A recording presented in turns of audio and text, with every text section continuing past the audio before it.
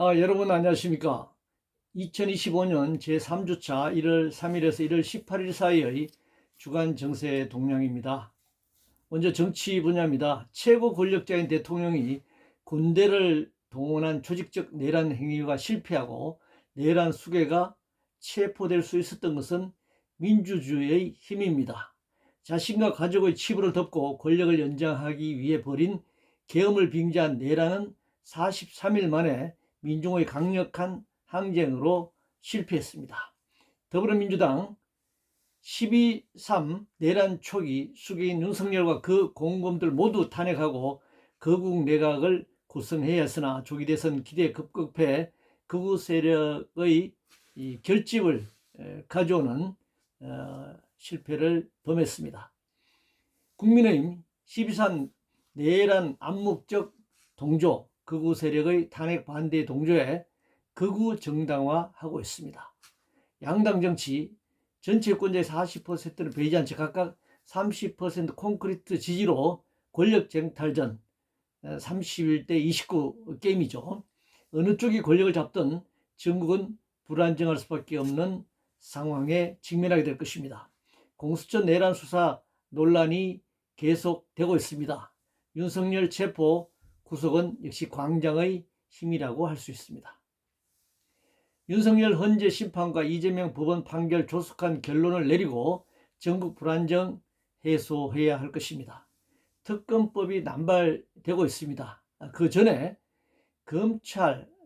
지금의 검찰을 해체하고 축소 재편해야 할 것입니다.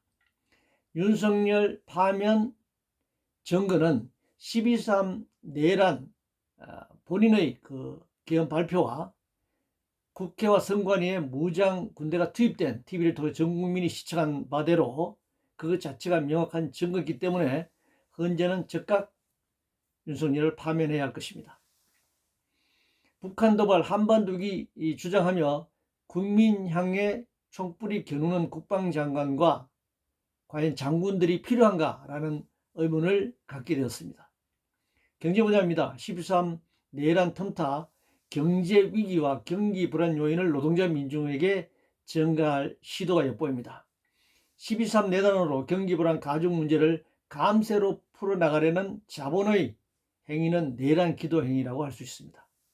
자본주의 경기 변동과 공황의 역사에서 간과되어서는 안 될 대출과 부채, 빚 문제를 우리가 본질적으로 들여다볼 필요가 있습니다. 미국의 보호무역주의와 관세 강화, 금융투기자본에 대한 규제 완화와 감세가 기도되고 있습니다. 사회분야입니다. 고교 무상교육에 대한 정부 역할을 방기하고 있습니다. 조급한 AI 교과서 도입보다는 공교육을 정상화하는 것이 우선입니다. 2,000명 정원, 의도 대란 자초한 정부 이젠 정원 감소 주장까지 하고 있습니다. 공공의료정책이 절실한 상황입니다. 여론을 법으로 제재할 수는 없습니다. 공로나 장을 넓히는 것이 필수적입니다. 노동분야입니다. 임금은 노동자 생계비, 노동시간, 노동강도, 회사의 지불능력, 노조 존재 여부, 노사 간 힘의 관계 등 복합적인 요인에 의해 결정됩니다. 대기업의 상대적 고임금은 적은 인력으로 고인을 추구하려는 전략의 결과입니다. 무노조 무파업, 동종산업 내 차등 임금이라고 하는 광주형 일자리는 처음부터 자본의 위헌적 내란 행위였다고 할 수 있습니다. 고용은 13 내란 이전부터 악화되어 왔습니다. 생태환경 분야입니다. 더불어민주당은 탈원전 또는 원전 축소 정당이 아니라는 점을 수구보수 언론들은 알고 있으면서도 계속 탈원전 정당임을 공격하고 있습니다. 국제 분야입니다. 러우 전쟁에서 우크라이나 정부가 일방적으로 발표하는 북한군 대규모 파병과 참전에 대해 국내 언론은 신중한 취재와 검증을 거쳐야 할 것입니다. 트럼프 정권 2기는 4년 전 1기 때의 지지율, 미국 의회 등 정치적 지형과 비교할 때 훨씬 더 강력해졌습니다. 트럼프 행정부는 제국주의 국가로서 미국 우선 실리주의에 입각해 정치, 경제, 군사, 외교 문제를 풀어갈 것입니다. 이스라엘 하마스 휴전은 첫째 하마스가 건재하다는 것, 둘째 팔레스타인인들의 하마스에 대한 굳건한 지지, 셋째 미국이 수용하는 국제적 전쟁 지역을 줄이기 위해 이스라엘과 하마스 간 조기 휴전을 원한 트럼프 정권의 영향력이 작용한 결과라고 할 수 있습니다.